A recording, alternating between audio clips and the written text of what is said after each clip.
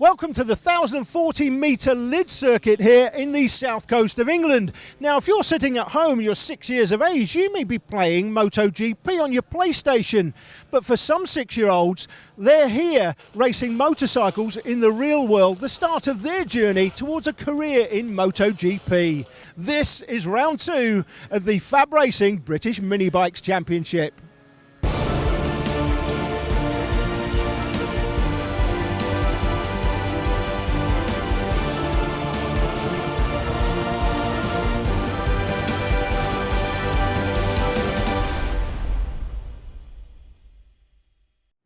The junior mini moto classes are up first in this programme. Now, the winner in the pro class last time was Josh Whatley. We'll be catching up with him in a few moments. We're going to catch up with Mason Johnson first. He was in the rookie class, was going off P2. He won the first 2 races by 13 and 24 seconds, but then crashed out in the televised race. It was Sean Abel that went on to win, but I caught up with Mason earlier to have a chat with him about that. Mason, I know you were disappointed crashing out in the televised race last time, but you won the first 2 races. What positives did you take out of that weekend? Obviously, I'm fast enough to get in the tops, and... You just don't want to crash next time, I guess? No. OK, and here today at Lydd, this is quite a different circuit, isn't it? Landau's quite tight and twisty. This is a lot faster flowing. Do you like this circuit? What do you like about it? That it's fast and smooth. And you're looking for, win all 3 races again, I guess, today, hopefully, aren't you? Yeah. OK, well, good luck. Thank you. Josh, in the Junior 4.2 Pro race last time, pretty dominating performance by you, wasn't it? You won comfortably, I suppose, in the end. Tricky conditions, did they play into your hands? You look quite comfortable out there. Yeah, it's just I got more grip with my tyres, and I thought, see where the grip is, I just thought get faster and faster each lap. And I guess Casey O'Gorman got a bad start that day, but I know you've watched the TV programme back. You'll have noticed that Casey set the fastest lap, and on another day he's going to push you hard, isn't he, Casey? Well, that's racing, but if he beats me, I'll have to make a good comeback in the next round. OK, great. And what about Lydd today? You like this circuit? Last year, 2014, I won here on the Mini Moto, so I thought maybe this year I can do it again. Let's have a look at the virtual map of Lydd then. Through the start line, McLaren chicane is first, into the Lakeside chicane, round the horseshoe, down to the Riverside loop. Out of Riverside loop, the finish line will be down on this straight, into the infield section for the mini motos, and then through Bottom Bend and Paddock Bend. That brings you out onto the paddock straight where the race will start. Well, in this first part of the programme, we're covering the Junior Mini Moto 4.2 Pro race. Josh Whatley's on P2. That man I mentioned, Casey O'Gorman, goes off pole. It's going to be fascinating to see that dynamic between them. The rest of the grid is made up like this. They're off, and Casey O'Gorman's got a flyer, Jake. Yes, he has. He's definitely got himself a point to prove here, isn't he? He's already got away from Whatley. I think Pinson's actually lost 3rd position in the early stages. Oh, hang on. I think that is Bailey Stewart Campbell pulling out. Yes, there's confirmation. Looks as though Stuart Campbell's had a terrible start to his day. Just watching the battling pair at the back there, Carys Jones and Holly Harris. We're on board with Jay Abel as he tries to make his way up through the field. Looked to me as though Pinson lost a bit of ground in the early stages, though. Think he's down to 4th position now, trying to chase down... Oh, actually, I think that's him back into 3rd position. Yes, he's made the move again. So up to 3rd position, and Bailey Stewart Campbell back in the running once again. But as you say, O'Gorman with an absolute flyer of a start in front of the 70 of Josh Whatley. Stainer trying to make advances on Pinson. Great start. Yeah, Josh Whatley was a comfortable winner last time. I say comfortable, he was being closed down in the end. That's the information of Elliot Pinson on the screen, the 12-year-old from Swindon. Crashed in the TV race, you may remember last time, Jake, and Stainer getting the front wheel off the ground. Look at the lead. Look, O'Gorman's got on in 1 lap. That's unbelievable. Over 3 seconds. Absolutely astonishing. If that was MotoGP, you'd be signing, sealing it and delivering it by that point. Absolutely incredible. We're on board with Jay Abel through the Lakeside chicane, chasing down Callum Beach, and just in front, that is James Cook in the 44. Beach is trying to get away in the middle of this scrap. Cook just running a little bit wide through the horseshoe as we look back to Holly Harris, 9 years of age. Holly, the younger sister of Fraser Rogers. We'll see Fraser later. Bailey Stewart Campbell is out on lap 1. He stopped running.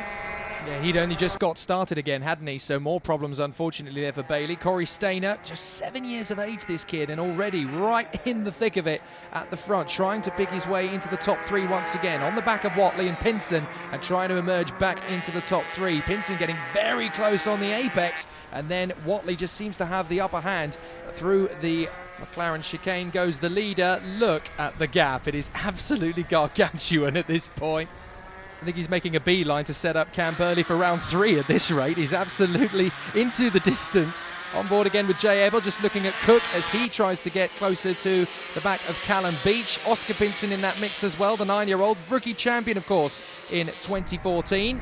17 race wins for Oscar. He's not going to win today, though. That's the winner right there in the early stages. Massive lead through the Riverside Loop. This is a battle for second, so that's Watley in front from Pinson. He's having a better day than he did at round 1, and Stainer there in 4th place. Yeah, Stainer is actually looking like he could be the outside bet for second place here, because he's following these two very closely. But I've been watching. Oh, down! Down goes Watley! Oh, I don't believe it. Watley, he just overstepped the mark. He bashes his helmet in frustration. Watley's running second place is over. Let's have another look at it. Well, this is a big off here. Goes down and eats the tarmac.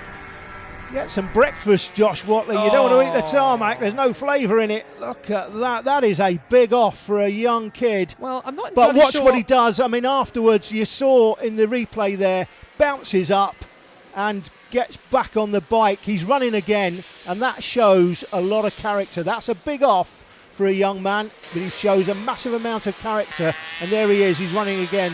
That's Brodie Crockford there on the 55, 9-year-old from Southampton. His father, John, rode for Suzuki back in the day. There's Harvey Claridge as well, the man from Staining, 9-year-old. I was struggling to try and figure out exactly how Watley went down. It was just such a rapid change of direction. It's almost as if the bike just declared he'd had enough with him riding on it, basically. And Bailey Stewart Campbell has got going again. Good to see, you know, determination. That's what wins you championships.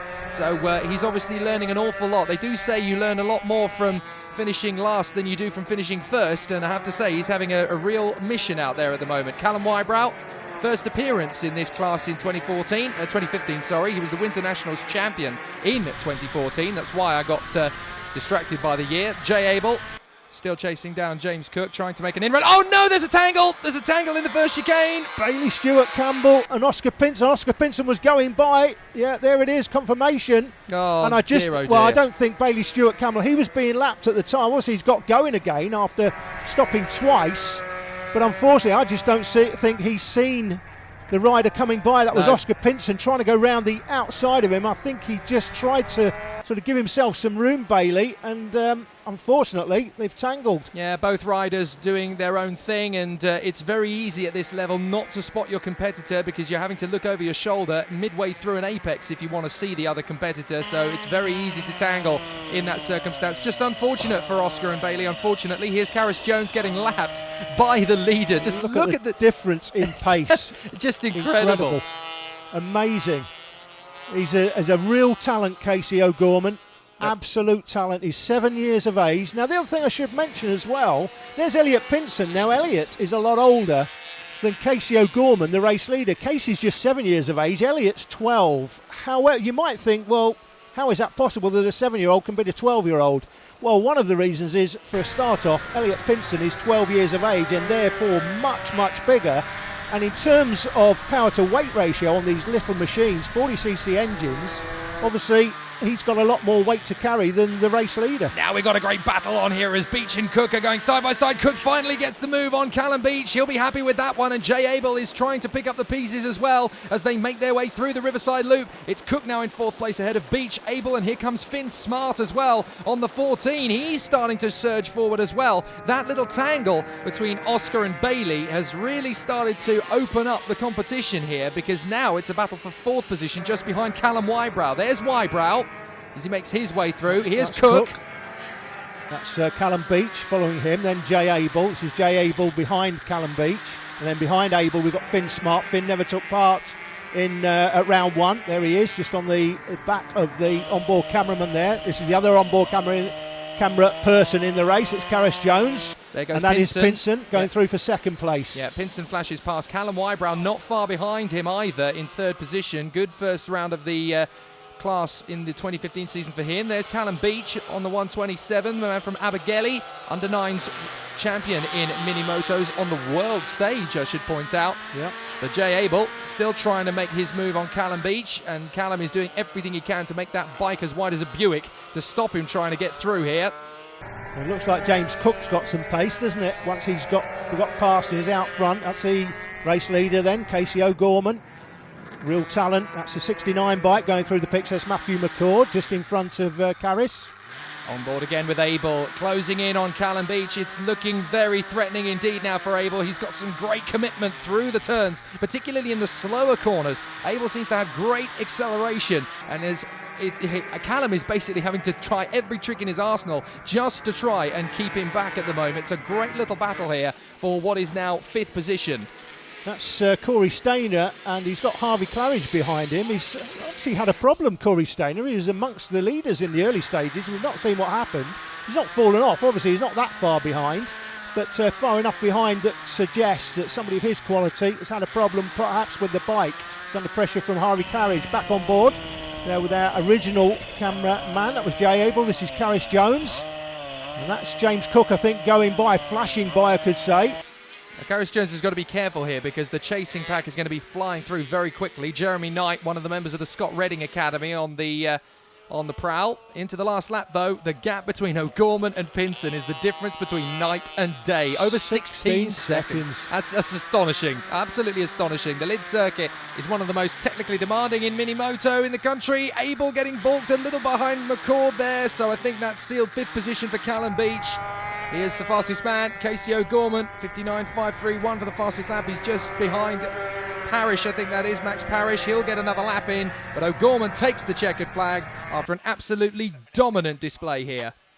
Absolutely fantastic. Looks behind him. Where is everybody? 2 seconds a lap quicker than anyone else. Absolutely astonishing. There's Elliot Pinson in 2nd position. Great performance from him. 3rd place for Callum Wybrow. From 12th on the grid, James Cook storms up to 4th ahead of Callum Beach. But what a performance from the young Casey O'Gorman. What a star. So Casey, comfortable win for you in Junior Mini Moto Pro. Can you talk me through the race from your point of view? I got a good start. I was comfortable on the bike. So you're comfortable on bike, got a great start, and you just held it all the way to the line, really. It was a different result from you than Landau. Were you disappointed with Landau? No. You're happy with 2nd, so you're right up there in the championship, I guess. Yeah. He is. He went on to win race 2 as well, but a disaster in race 3 when Joshua Watley won means the gap has only been closed by 4 points. We'll be back after the break.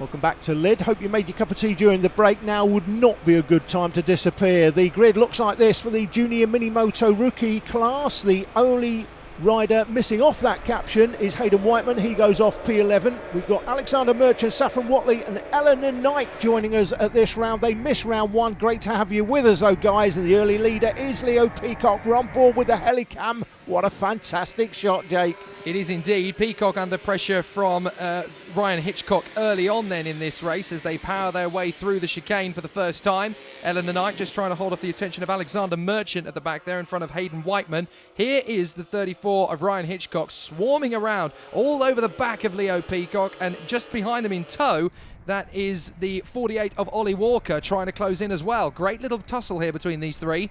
Yep.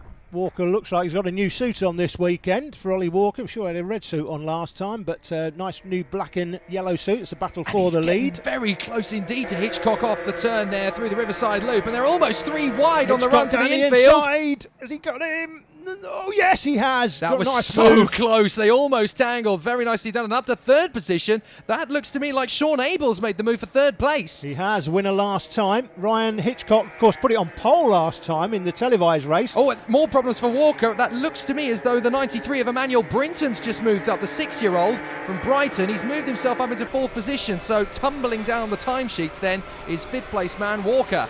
So Hitchcock's got the lead. Poleman last time broke down, you may remember, Jake, in the televised race, just 4 corners into the race. Mason Johnson had the lead through turn 2 and crashed. But Ryan Hitchcock, who had pole, unfortunately, he stopped about 4 corners in. Well, there's Sean Abel, the 330, the 8-year-old from Westbury, trying to close down on these two once again. Very close under braking as Ryan Hitchcock, the leader, just holds off the attentions of Leo Peacock on the 36. They are so close to go. Oh, that's Hayden Whiteman. Looks like some slight issues there for the 82. Well, it's his first time on the track, and I think that's what we're looking at there. Just not as confident as everyone else, but it's about enjoying it. You've got to enjoy your weekend on the track. Doesn't matter about pace today. He's just getting used to the bike. Defensive lines here from your leader. Oh, a little bit of a tangle there as Peacock tried to have a go there at Ryan Hitchcock. He just didn't quite have the line sewn up. He was being very defensive and he got caught off guard there. Peacock almost went down. Now he's got Abel, and I think that's Walker back into 4th position again. So he's obviously dealt with Brinton and moved ahead. Now he's on the prowl once again to try and move on to 3rd position to get past Sean Abel. Great little battle here. That is Ollie Walker, 7-year-old for Western Supermare, 4th place at the moment. So you see in that picture he had the red suit on. New suit this weekend for Ollie. Nice. Yes, indeed. And I think into 6th position now, that is Mason Johnson, who's got himself back into contention here. So any one of these 6 riders could still get the victory here. Johnson's pace, very rapid on the back of Brinton on the 93. Obviously a famous number in motorcycle racing now, used by the great Marc Marquez, who's still very much the man to beat in motorcycle racing. Come 10-15 years down the line, could well be one of these guys we're talking about on the MotoGP stage. And again to the chicane, round through the Riverside Loop. Beautiful scenes here from the helicam as we have once again Walker challenging Abel into 3rd position. Wasn't quite able to see who managed to get the run, but Peacock again challenging Hitchcock into the hairpin at the infield. Oh, very close indeed. They're coming up to Whiteman. They lap him nicely there. But this battle between these two, very close indeed. And Peacock, Whiteman down! Whiteman down as Emmanuel Brinton went by. And similar to the incident earlier on in the previous race, the pro race, Oscar Pinson going by the back marker. We've got a similar sort of thing here. Just catches him with his rear end. You can't really apportion blame there. It's just a racing incident. Unfortunate for Hayden Whiteman, particularly as it's his first day on the track. You don't really want to see that, but listen, it's his first off. It won't be his last, as we see Peacock having a go at Hitchcock, but can't quite get it done. Yes, indeed. Bit of a baptism of fire for Whiteman, but even Marc Marquez goes down in MotoGP. He even did it the other day. So you've got to learn by mistakes, and that's how you become a world champion. Great little battle this at the front, as once again Hitchcock holding off the attentions of Peacock. Peacock seeming to get very close under braking, but watch as they come through the Riverside Loop. This is a fantastic shot from the helicam. Look at that. You see the river flowing by. That's why we call this it's almost like a loop. mini Sepang, isn't it? Yeah. Absolutely fantastic. Once again we watch the 178 Saffron Watley going by, as Merchant has now got himself on terms with Eleanor Knight, trying to make the pass. Both of those riders as well. In fact, all of the 3 we've just mentioned. This is their first day with us. Welcome, guys. First of many, hopefully. Absolutely, and a fantastic battle between them as well. Not only are they on their first ever ride in a professional British Championship, they're having a great race of it as well. Yeah, and that race is important. Let me explain why. You might think, well, they're at the back of the field. We have a look at Mason Johnson's information there. Well, at the back of the field, why does it matter? I'll tell you why. Because today they're at the back of the field, but next season they may be at the front of the field battling for 1st and 2nd, and that's the race and that's the day you want to win, because it wins you a trophy. Absolutely, and all that hard work in the previous year is invaluable. You learn how to deal with racecraft, you learn how to deal with adversity. It's always about, I always say, the best motorsport athletes, whether they be on bikes or on cars, you can always tell a great champion by not what they do when they win, but what they do when they are not winning. A fantastic opportunity here on the inside. Nicely handled there from Peacock. Gets Hitchcock on the switchback through the Riverside Loop. And here comes Ollie Walker round the outside. He could get 2nd place here if he nails the braking point perfectly. He's going to have to go the long way round. Maybe he can get the undercut switchback. He's got to do it again on the other side. He's not going to get that one, but round the outside comes Hitchcock. What a move by Hitchcock. Takes the lead back. Absolutely sensational, and these 3 now have managed to give Sean Abel a 2nd chance here. He's watching these 3 scrap and gone, right boys, time to roll the sleeves up, let's get on it. An absolutely brilliant battle, 4-way scrap for the lead here at Lydd. Magic. This isn't like the earlier pro race. This is a real battle. The 4 of them come through the McLaren chicane one more time. It's Hitchcock that's got the lead back from Peacock. They sweep past the helicam down Lakeside into the Lakeside chicane. The 4 leaders. What a race this is. And they're going to come upon some traffic as well, so that's going to make the battle very dynamic indeed. They get past Knight, no problem, the 2 leaders. Hitchcock in front of Peacock. Great little battle between these two, and they've actually opened up the gap a little bit back to Walker and Abel, so they're going to continue scrapping for 3rd position, and they'll try their best to close back in. But Sean Abel and Ollie Walker struggling a little bit to run with the pack now, as again the leaders, I think that's Hitchcock. Been balked by Alexander Merchant. And there goes Peacock, he's through! Peacock's taken advantage. You've got to take advantage of the back markers. It's how you deal with the back markers. And here comes Abel dancing up the inside. He might be able to get into the top 2 here. He almost managed to get them both on the fly there.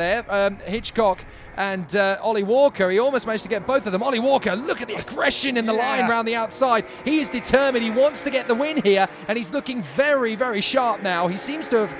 This battle seems to have woken him up and given him a bit of an energy shot. Fantastic shot that as he goes round there. That is the way to ride these bikes around the corner. Somebody like Caris Jones, for example, in the earlier race, she can learn a lot from watching that. As we saw Caris go through that corner, she was lifting her knee up.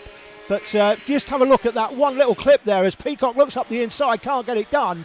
That one little clip there of watching Ollie Walker going through that turn, kept his knee planted on the ground, the throttle planted. That is a way to get around the corner as quick as you possibly can. And that's the sort of thing that the younger riders can learn watching this footage. Well, just slapping Cameron Sewell on the 100, the 7-year-old. And while these 4 continue to battle, Mason Johnson's now up to 5th position. He's got past Brinton again, and he's now charging after these guys, and is actually bringing Brinton with him. So we may even get a 6-way scrap for victory this way. Walker very fast indeed on the outside line. We're into the last lap. Hitchcock, Peacock, Walker, an absolute 3-man tussle and a mighty scrap for victory around the Lydd circuit. And again, look at how aggressive Walker is through the line on the infield section. This man wants to win, and he's got a tall order to do it from 3rd place. Here they go again. Oh no! Again! Back marker may have won Leo Peacock the race there again. I said before, it's how you deal with the traffic.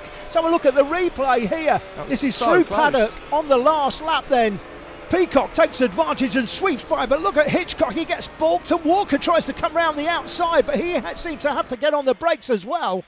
Fastest lap set by Ryan Hitchcock, and he's hunting Peacock down still on this last lap. He's not done yet. Here he goes on the inside line. He's going to have a look. Oh, just a little bit too eager into the horseshoe, but he's got an opportunity up the straight towards the Riverside Loop. He's going to have to nail the Riverside Loop perfectly here. He comes sweeping into the outside line. He's overcooked it a little. Inside. It's going to be a drag race to the line this, on board with the helicam all the way to the finish line. He's got a good line out of the final turn. He could get there. He's going to go for it. He's going to go for it. Keep the throttle in. Come on, come on, come on. Get there. No, Peacock just gets it. 900ths of a second on the line. Leo Peacock takes it. Just gets the win there. Hitchcock will have to fight another day. Absolutely brilliant win from Leo Peacock. Hitchcock in 2nd position. Walker 3rd from Sean Abel and Mason Johnson. Absolutely fantastic race. And look at what it does in the points championship. Leo Peacock now 9 points clear of Sean Abel, with Ollie Walker a further 8 back. This championship just got red hot. Now in Moto Team, 10 riders would make up the grid. Ian Jackson goes off P2. He dominated at the first round. It was Sam Clowes off pole, but the greatest Moto team in the world, Fifi La Ding Dong, would split them through turns 1 and 2. So it was Clowes for SFC Racing, from Trevor Fife for Fifi La Ding Dong, and then Ian Jackson for Devil Racing. Now later around that first lap, it was still as you were, but this race would unfortunately be marred by a huge incident involving the race leader going through there, Sam Clowes, and the back marker, Time Bomb Racing, that bike ridden by John Hosker. Let's have a look. Now coming through turns 1 and 2, the start of lap 6, the leader goes past Hosker, and unfortunately, as he's going past, just happens to clip him. Now John's a big lad, and he goes down like the proverbial ton of bricks. We'll have a look at the head-on camera. Now here's Sam, just clips John. Watch the marshal here. John has not even stopped rolling, and the marshal's already got the yellow flag out. That is world-class marshalling right there. Without marshals, we can't go racing. That was brilliant. Now, the Motorcyclist Handbook tells you what to do following a PALS accident. Well, your PALS down, run speedily to where the accident has occurred. Do you check out your mate? No, you check the bike is okay first. Cursory look back at your pal. Is he okay? He's unconscious. But let's not worry about that. Let's check the bike out. Is the bike okay? Seems to be fine. That's okay then. After the race, I caught up with the race winner. Sam, winner in the Moto team, but hollow victory, I guess. Just talk us through that incident there at the end. Yeah, it was. I got a good start and leading and pulled out a gap, I thought, and the back marker looked behind, and I thought he saw me, and I just got underneath him, and he got panicked and tipped in on me, and I hope all the best that he's all right.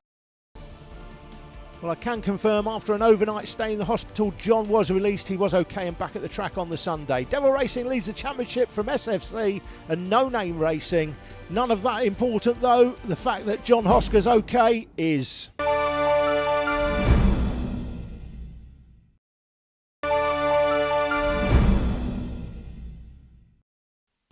Welcome back to Lydd, where motorcyclists are not the only ones falling off today. Well, Mini GP 70's up next, and earlier I caught up with the World Championship leader, Adi Bihal.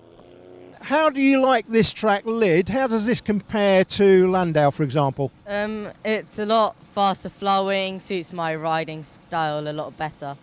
Oh, no, no, you're leading the World Championships in Mini GP 70, aren't you, at the moment? Yeah, I'm currently leading the World Championships on the 70cc. But at round one, Jake Clark was absolutely ballistic, wasn't he? Now, what's it going to take to reel Jake back in this time? Yeah, I'm going to up my confidence in the wet. So the conditions last time, it was damp and on some parts of the circuit, dry on others. And you did look on some parts of the circuit that you were lacking a little bit of confidence in those conditions. Wasn't completely wet, wasn't completely dry, but Jake obviously revelled in them. Today it looks like it should be dry. I think by the time we do race later in the day, should be dry by then. You're saying that's going to suit you? Yeah, I'm a lot better in the dry conditions and when it's completely wet, not in the middle. So the GP70 race about to get underway then. It's Adi Bihal and Brandon Payne on the front row with Alexander and Davis, Johnny Campbell and Jody Fieldhouse on row 3, Jake Clark, Elliot Pinson, Cameron Hall and Felix Hearn. We're under starters orders and away we go. Oh, Fieldhouse has stalled it. Fieldhouse has stalled it from P6, so she's going to have to get things underway from the back of the field. But out in front it is Bihal. Alexander chased down by the Repsol Honda replica. Well, I don't like that. I do not like the blue smoke coming out the back of Jodie Fieldhouse's exhaust there. Now, she had a problem with her engine at Landau. She was well off the pace. When they put it on the dyno, apparently it had 6 horsepower, supposed to have 16 horsepower. And looking at the blue smoke just puffing out the back of the exhaust going through the first chicane, that suggests to me she's got another problem. The only rider we never saw in the grid positions was Jordan McCord. He was going off P11. That's Tom Alexander's information, the 11-year-old from Barnstable. He crashed out, of course, at Landau. There he is, going through the picture in second place. So Alexander chasing down your leader, Adi Bihal. Brandon Payne in third position on the 23, just in front of Jamie Davis, the 6th there. Brandon Payne from Dudley, the 15-year-old. He was the NMRRC GP50 champion last season and running right to the front of the field here, on board with Jodie Fieldhouse from Western Supermare. Got it going again. That's Felix Hearn in front on the orange machine. Very easy to spot.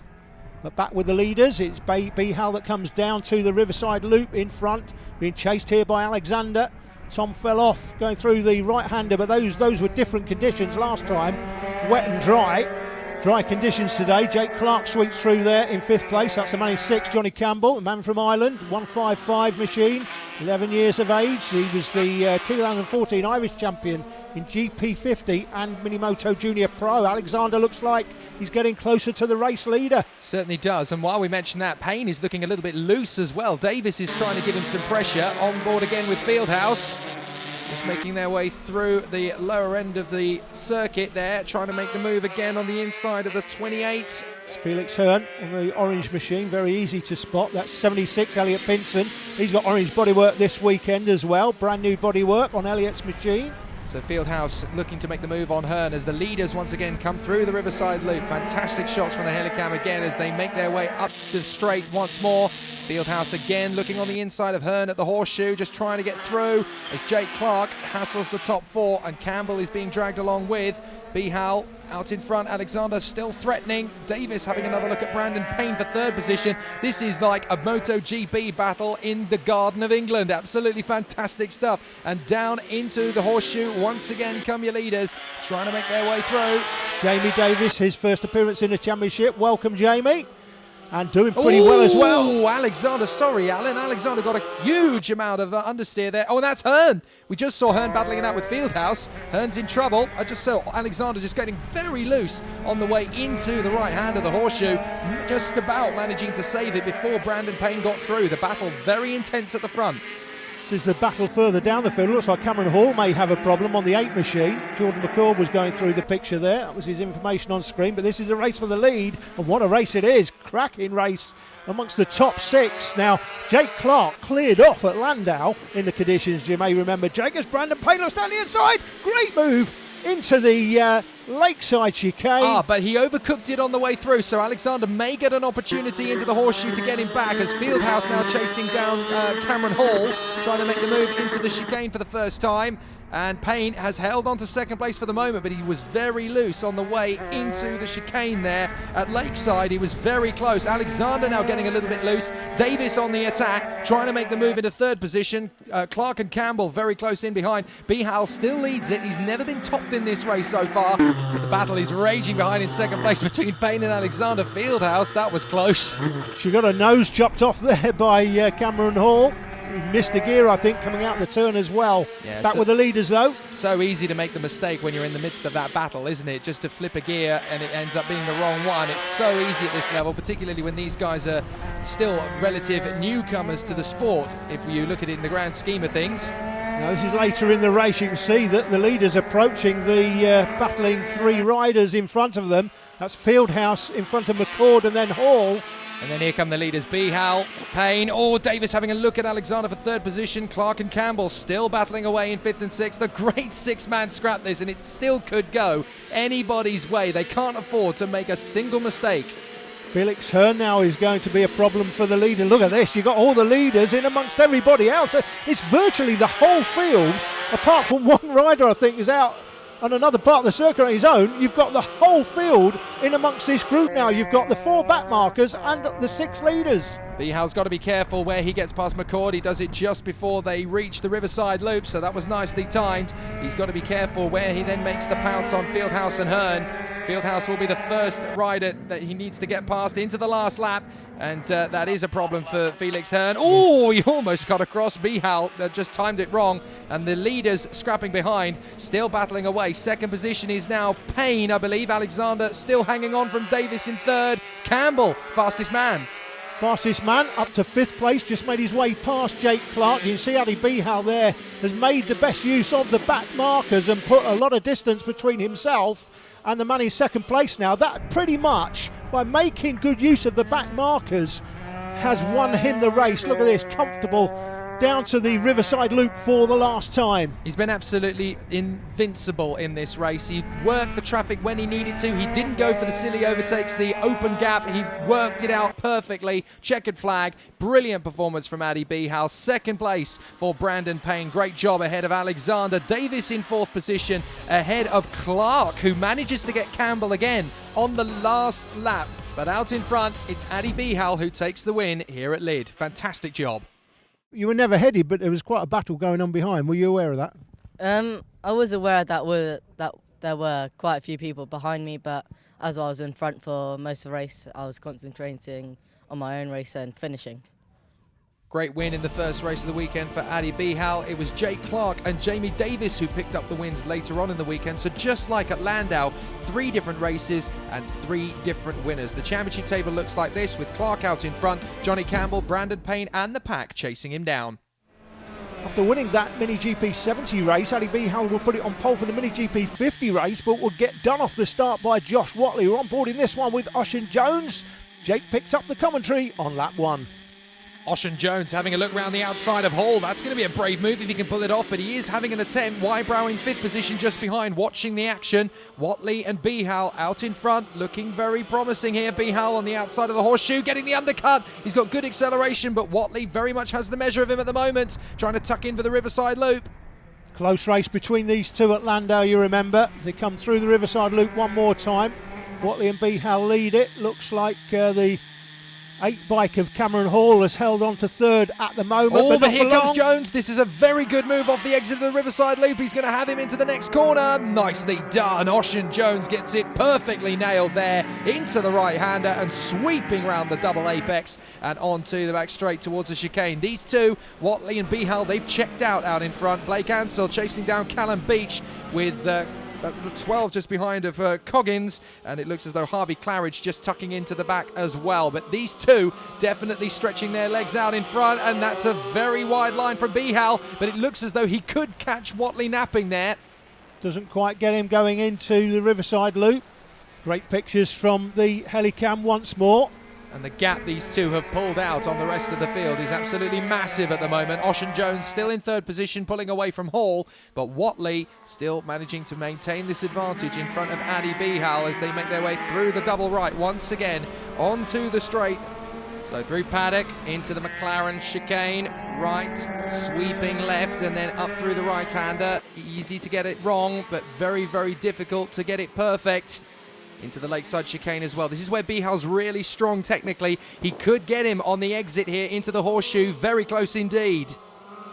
Still Watley out front. Fell off in the Mini Moto Pro race earlier, of course.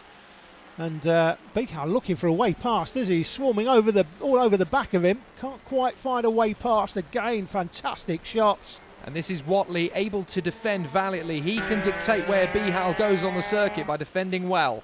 Later on into the race, great opportunity here for Ansell, trying to go around the outside of Callum Wybrow at the Riverside Loop. That is the move of the day, but you'll never believe it. Just one lap later, disaster. Josh Watley is out. Bitter frustration. It's like dropping a tenner and picking up 50p.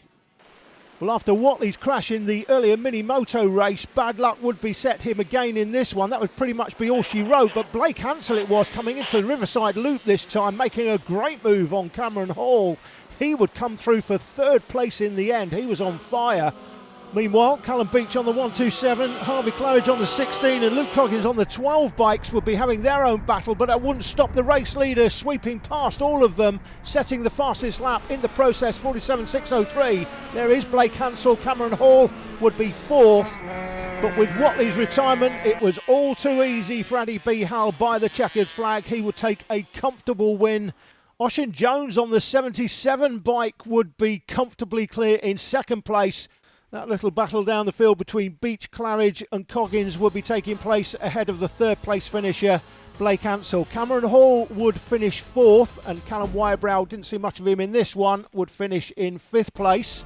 The televised race doesn't tell the story of the whole weekend though. Blake Ansell went on to take a win in race 2 and Josh Watley in race 3. Addy Behal's DNF in race 2 and 5th place in race 3, meaning he only has a 6-point championship lead.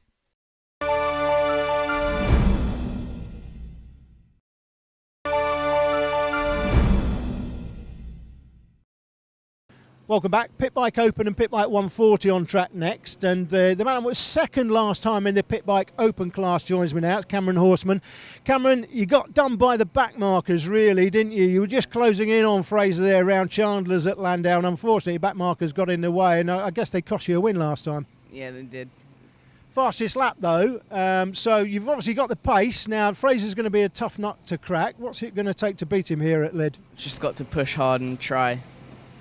And since you were at the first round here in the British Minibikes Championships, you've raced at BSB as well, haven't you, at Brands Hatch? Just tell us what you were racing there, how you got on. I was riding GP 125 in the Moto Star class and got 7th in my class. It wasn't as good as I was expecting. 7th that day, what are you hoping for today? Good, better, I guess.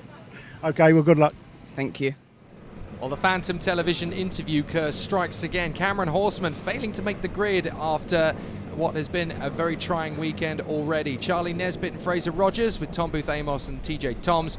Max Cook, the Lone Ranger, on row 3 in what is going to be a very packed race. Pit Bike Open and Pit Bike 140 on the same grid, don't forget. So 23 riders now rather than 24, charging for the first turn here on the Lydd circuit. Down to the McLaren chicane we go. Bailey sweeping round the outside as the leader of the 140s as they make their way into the chicane for the first time, and it looks as though all 23 riders have got through okay as they sweep down towards the Lakeside chicane. Fantastic start to the race, epic start in fact on board the Helicamp.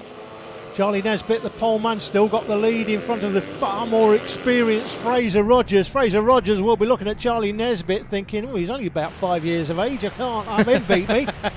Considering he's been in the Supersport category on the world stage, of course, this is just a little bit of fun around the circuit for Rogers. He'll want to take on the 14-year-old and win, but of course there is going to be the weight advantage that the young 14-year-old Nesbitt has over Rogers. There's going to be a bit of a size difference, and actually, as Booth-Amos runs a little bit wide at paddock, chased down by TJ Toms, Nesbitt could pull a bit of a surprise here on the world-class superstar.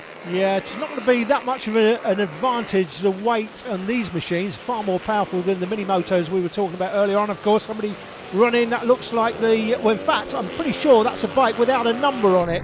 He's run over the soft stuff coming out of the chicane, but still running. Rogers chasing down Nesbitt, not far behind is Booth-Amos in third position, Tom's in fourth, leading this great train of bikes as they make their way through the Riverside Loop once again. The river alongside this mini Sepang of a circuit in the Garden of England. Beautiful sight. Nesbitt ahead of Rogers, still pushing hard. Third is Booth-Amos. They come out of the final turn. Tom's leading Max Cook, then Bailey, the leader in the 140. Ansel, Holmes, Williams, Knight, Whedon on the 0. Then it's Maxfield and Dyer. Snow is next. Clowes. Then it is Winterson and Gale. Here they come, battling for position. Sean Whittaker just in front of Lewis Good and looking on the inside to try and make the move. And then the man with no number at the back of the field. Back to the front, Nesbitt just trying to hold on to this advantage as they make their way through the Riverside Loop. He's looking very stiff as he goes through the Riverside Loop. He runs wide there, nearly gets it all wrong. Now, you may remember, of course, that Landau got it all wrong going into the Raymond's hairpin. We'll have another look at that, in fact. It was Brad Ray that he ran into the back of that day. Here he is, he's running in fourth place, just catches Brad Ray, runs Brad wide, didn't knock him off, fortunately. But that was a bit of a disaster that day. He'll be hoping for better fortune today, leading the race at the moment. So the fourth position scrap continues on here with Toms, Cook, Bailey, Ansel and co. Great little scrap for fourth position as the leaders now start to close in on back markers. It's George Sheen they'll come up to first through the Riverside Loop, and they're going to want to get rid of him very quickly. It was a bit of a wobble there. He almost got off the bike in the middle of the apex there, and that really could have caused Rogers the problem. down the inside. Rogers has taken the lead, and again, as we saw in the earlier races, as Rogers hits the front, it's the back marker that comes into play. You've got to take advantage of the back markers when you get the opportunity, and Rogers has done that. Yeah, it's great experience that came into play there from Rogers. Oh, that was close. Rogers nearly going down. And Daniel Swift into the side of him there, so Swift tumbles up and over, and more contact! Yeah, it's all kicking off here. That's Winterson going down into bottom bend. And so he's injured. Yeah. Well, I think he's just winded.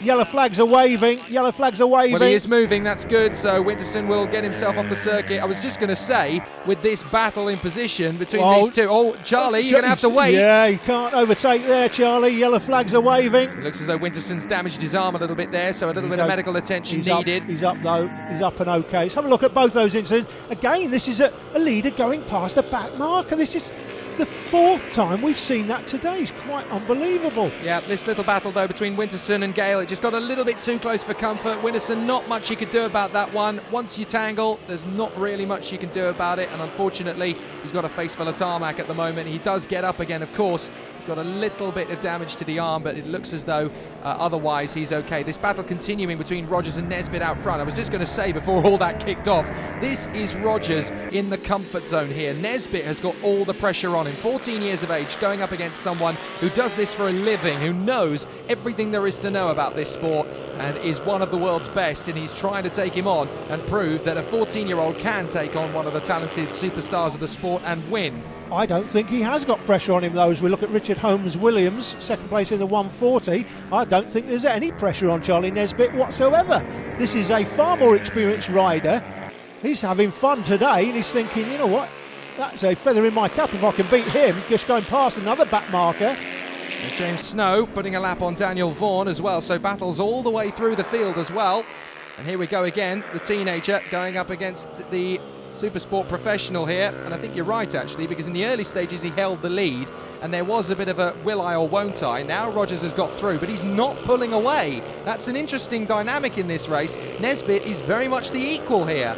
Nesbitt is a real high quality rider, you can tell that quite clearly. 14 years of age, great experience this will be, taking on the much more experienced rider in Fraser Hang on, Rogers. he's been balked.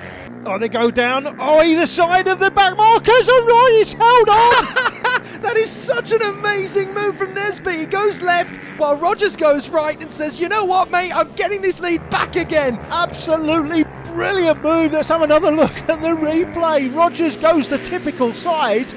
And look at this. Charlie Nesbitt. There's no room to manoeuvre there. That's a cigarette paper's width of a gap to get through around the outside, and Charlie just goes, cheers, mate, I'm off. Steve Dyer wondered what was going on there. He was probably expecting the Rogers move down the one side. All of a sudden, he gets Charlie Nesbitt down the inside of him. Well, in Formula One, they've talked forever and ever about Häkkinen doing that to Michael Schumacher in a Formula One. Oh, he's gone down!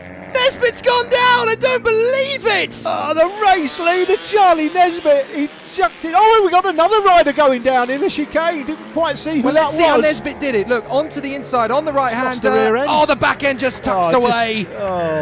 Unbelievable bad luck for Charlie Nesbitt. Destroys the bike almost. Easily the overtaking move of the day before that. He gets going again, but it's going to be small beer in comparison to what he could have done. Fantastic performance for Rogers then on the last lap, and another rider going down. That's Tom Wheaton.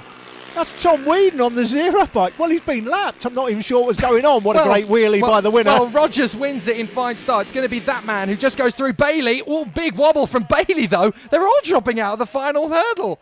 Booth Amos getting second place, though. Just behind it'll be Toms in third position that rounds out the podium. Is Bailey going to bring it home to get the win in the 140 bike? Yes, he does in the end, but he almost lost it to Holmes-Williams right at the bitter end. Max Cook in fourth overall, ahead of James Ansell. Fraser Rogers, though, the captain of the ship out in front. A magnificent job from him. What a shame for Charlie Nesbitt. In the 140s, Ben Bailey just hanging on from Holmes-Williams, with Steve Dyer in third, ahead of Sam Clowes and James Gale. Excitement right the way to the death.